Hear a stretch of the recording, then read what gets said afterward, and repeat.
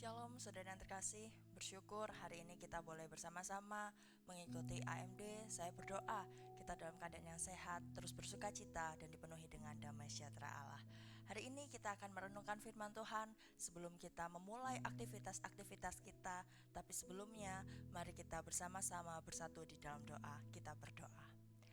Tuhan, sungguh kami ucap syukur karena hari ini Tuhan kumpulkan kami di tempat ini. Kami berada di dalam satu ruang virtual, tapi kami percaya hadirat-Mu selalu ada bersama-sama dengan kami.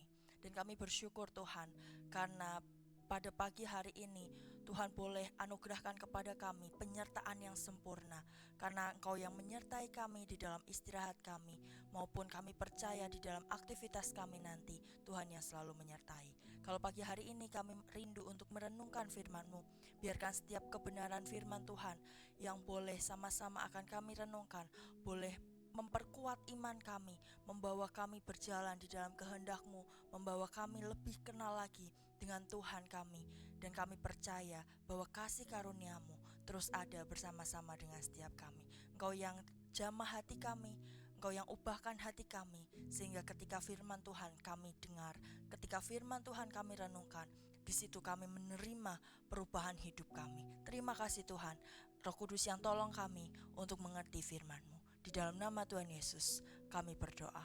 Haleluya. Amin.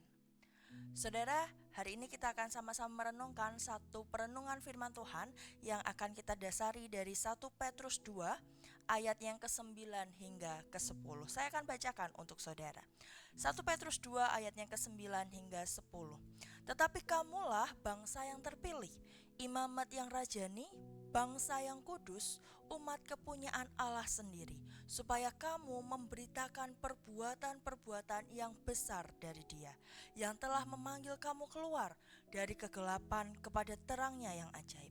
Kamu yang dahulu bukan umat Allah, tetapi yang sekarang telah menjadi umat-Nya, yang dahulu tidak dikasihani, tetapi yang sekarang telah beroleh belas kasihan.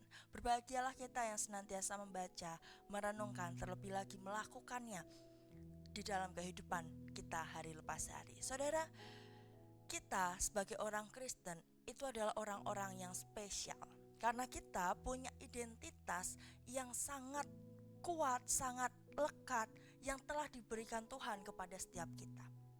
Apa yang kita baca dari 1 Petrus 2 ayat yang ke-9 hingga ke-10 itu bukan hanya berbicara soal bangsa yang ada pada saat itu, atau jemaat atau umat Tuhan yang ada pada saat itu, tetapi Petrus juga ingin menyampaikan kepada saya dan saudara bahwa identitas ini juga sampai kepada setiap kita yang membacanya hari ini. Sehingga saya dan saudara yang sebagai orang-orang yang percaya Tuhan adalah orang-orang pilihan, bangsa yang selalu diurapi Tuhan, yang dipilih Tuhan, yang punya kekudusan dan kepemilikan, di mana pemiliknya adalah Allah itu sendiri. Nah saudara, ketika identitas ini melekat kepada saya dan saudara, tentu identitas ini memiliki tanggung jawab. Karena tidak ada identitas yang tidak punya tanggung jawab. Ketika kita memiliki identitas, pasti yang mengikuti identitas itu adalah tanggung jawab. Dan tanggung jawab yang ada kepada kita sebagai anak-anak Allah, umat pilihannya, adalah satu tugas mulia yang Tuhan percayakan kepada saya dan saudara. Apa itu? Telah tertulis dalam 1 Petrus 2 ayat yang ke-9. Tugasnya adalah memberitakan perbuatan-perbuatan yang besar dari Dia. Saudara, kita adalah orang-orang yang terbelenggu akan dosa, karena kita memiliki daging yang sangat lekat sekali dengan keberdosaan.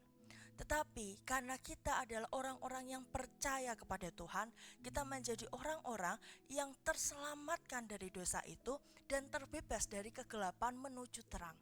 Dan itulah yang membuat kita punya identitas sebagai umat pilihan Allah.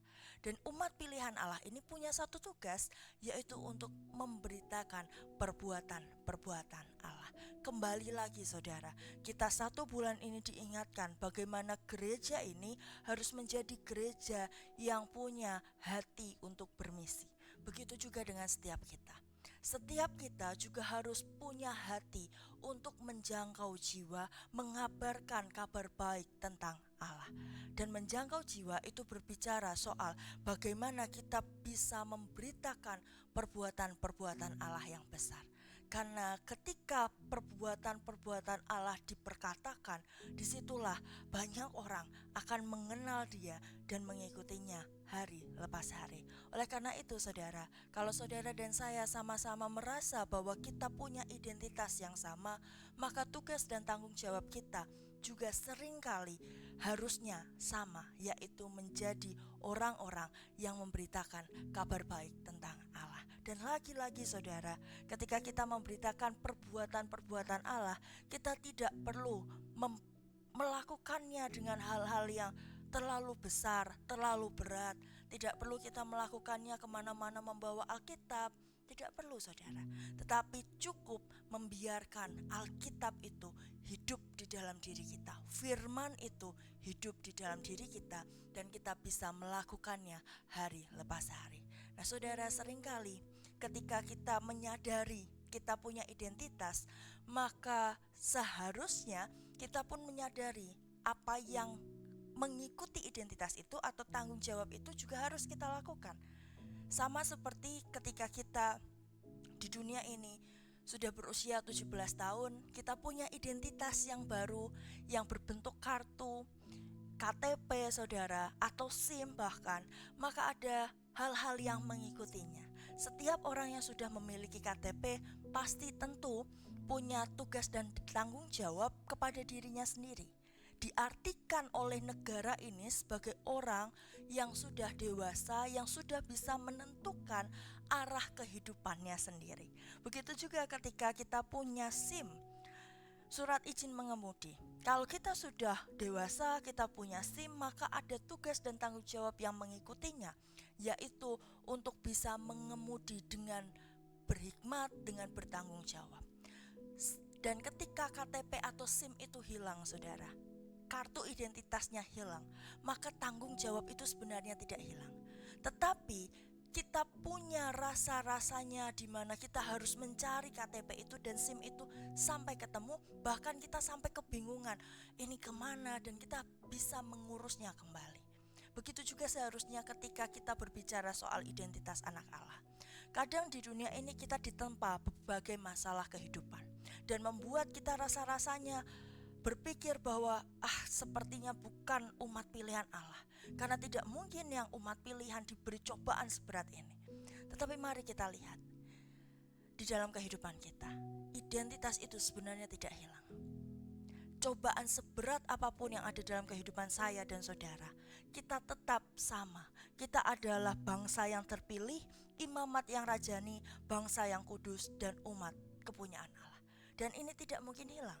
Kalaupun kita merasa ini hilang dalam hidup kita, tugas kita bukan meninggalkan ini, tetapi tugas kita adalah mencari lagi kepada Allah kita, datang lagi di hadapannya, meminta lagi pembaruan terhadap pola pikir kita, sehingga kita boleh lagi mengenal, memahami bahwa diri kita punya identitas yang sama lagi. Dan tentu saja setiap apapun yang kita lakukan, mau cobaan seberat apapun, pergumulan seberat apapun saudara, kalau saudara dan saya sama-sama merasa tetap anak Allah, maka tugas kita cuma satu, tetap mengabarkan kabar baik tentang Tuhan. Kalaupun saat ini saudara sedang dalam pergumulan berat sekalipun, sedang menghadapi tantangan seberat apapun, tapi lihatlah, bukankah saudara masih diberikan nafas sampai hari ini? Bukankah saudara masih bisa melihat kebaikan Tuhan di dunia ini? Bukankah masih ada orang-orang yang peduli terhadap saudara? Kalau masih saudara, artinya Tuhan tidak pernah meninggalkan kita. Justru dari apa yang terjadi dalam hidup kita, pergumulan kita, tantangan kita, Tuhan ingin memberikan kita penguatan akan identitasnya kepada kita. Sebab Tuhan tidak mungkin salah pilih. Kalau saudara dipercaya akan pergumulan saudara, artinya saudara dipercaya juga untuk mampu kuat menghadapinya. Setelahnya saudara bisa untuk memberitakan kebaikan Tuhan lewat pergumulan saudara. Oleh karena itu saudara, pagi hari ini kita sama-sama diajak untuk sama-sama kembali lagi menyadari bahwa kita adalah anak-anak Allah, orang-orang yang dipilih, orang-orang yang terus diurapi Tuhan, orang-orang yang terus dikuduskan Tuhan, dan bahkan kita adalah kepunyaan Tuhan. Oleh karena itu, jangan ragu akan hidup saudara dan saya. Terus jalani itu, sebab ketika kita adalah milik Tuhan, maka Tuhan akan selalu menyertai kita. Dia akan menjaga kita, memberkati kita, menyayangi kita sebegitu tulusnya. Oleh karena itu saudara, jangan ragu dan bimbang untuk tetap hidup sebagai anak Allah. Yang perlu kita lakukan hanya satu, terus memberitakan kabar baik tentang Allah. Itu tugas kita. Karena di dalam hidup kita, apapun yang terjadi, Tuhan Yesus tetap baik untuk saya dan saudara. Kita akan akhiri AMD kita. Saya berdoa AMD hari ini boleh menguatkan saudara bahwa kita adalah anak-anak Allah yang punya identitas yang tidak bisa tergantikan oleh apapun, yang terus membuat kita percaya bahwa kita ini dipilih oleh Tuhan, kita ini kepunyaan Tuhan, dan tidak sekalipun Tuhan meninggalkan kita. Sebagai manusia, kita bahkan tidak pernah mau untuk meninggalkan apa yang menjadi milik kita. Kita menjaga erat-erat, sebisa mungkin kita jaga apa yang menjadi milik kita. Terlebih lagi Tuhan akan memberikan 1001 cara bahkan lebih untuk terus membuat kita menjadi kepunyaannya dan terus menjaga kita dengan sangat baik sesuai jalan dan rancangannya. Kita akan akhiri AMD ini dengan berdoa. Mari kita berdoa. Tuhan, sungguh kami ucap syukur karena hari ini Tuhan boleh memberkati kami dengan firman-Mu yang membuat kami semakin kuat dalam menjalani hari-hari kami. Kami bersyukur Tuhan, ajarkan kami untuk tetap terus melihat bahwa kami adalah orang-orang yang Engkau pilih. Kami adalah orang-orang yang terus Engkau miliki, dan kami adalah orang-orang yang terus ada di dalam genggaman tangan-Mu, sehingga setiap apapun yang kami lakukan, ada Tuhan yang terus membersamai kami. Ajarkan kami Tuhan untuk tidak galau, risau, khawatir akan setiap apapun yang ada di depan kami, tetapi ajarkan kami untuk terus dapat mengabarkan kabar baik tentang Tuhan dalam hidup kami. Terima kasih Tuhan, Kau yang memberkati dan mengurapi kami di dalam aktivitas kami pada hari ini. Kami mintakan pengurapan-Mu turun atas setiap kami, di dalam pekerjaan kami, di dalam rumah tangga kami, di dalam studi kami, sehingga kami boleh terus menjalani kehidupan ini dengan terus melihat bahwa Tuhan adalah Tuhan yang sungguh tidak pernah meninggalkan kami. Tuhan memberkati kami dengan kesehatan. Tuhan memulihkan tubuh kami yang saat ini mengalami kelemahan tubuh, dan biarkan anugerah-Mu boleh terus kami rasakan. Terima kasih Tuhan, Kau juga jamah dan berkati gereja ini, bangsa kami, sehingga gereja dan bangsa kami boleh melihat bahwa tangan Tuhan tidak pernah terlepas dari bangsa dan gereja kami. Terima kasih Tuhan, jadilah kehendak-Mu atas kehidupan setiap kami. Tolong kami untuk dapat mengerti kebenaran firman-Mu. Di dalam nama Tuhan Yesus kami berdoa. Kasih karunia, anugerah, dan damai sejahtera terus menyertai setiap kita dari dulu, sekarang, hingga selama-lamanya. Tuhan memberkati engkau dan melindungi engkau. Tuhan mengarahkan wajahnya kepadamu dan memberi engkau kasih karunia. Tuhan menghadapkan wajahnya kepadamu dan memberi engkau damai sejahtera. Haleluya.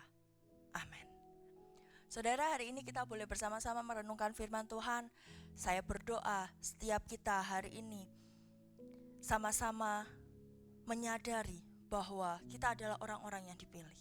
Kita adalah pemilik Allah, sehingga tidak ada satupun yang dapat memisahkan kita dengan Allah.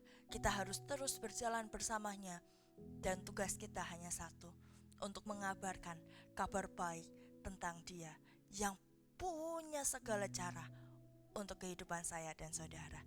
Selamat beraktivitas di hari Jumat ini. Selamat berlibur karena ini long weekend. Saya berdoa saudara dan saya sama-sama menerima, menikmati anugerah Tuhan dan kasih karunia yang tidak pernah terlepas dari kehidupan saya dan saudara. Tuhan memberkati saudara. You are blessed.